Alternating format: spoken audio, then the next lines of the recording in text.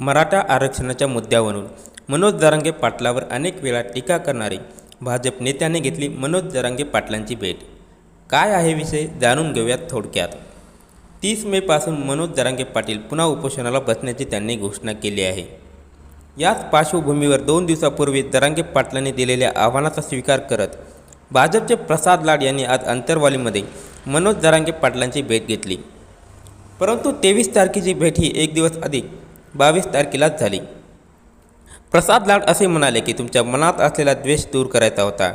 मी आमदार किंवा नेता म्हणून नाही तर समाजाचा एक सामान्य माणूस व तुमचा भाऊ म्हणून येथे आलोय. ते पुढे यापुढे असे म्हणाले की देवेंद्र फडणवीस यांना देखील कधीतरी समजून घेतले पाहिजे. गेल्या 70 वर्षात कोणत्याच मराठा नेत्यांनी काम केले नाही ते फडणवीसांनी केले आहे व मनोज जरांगे पाटलांच्या मागण्या मान्य न झाल्यास मी राजीनामा देईल.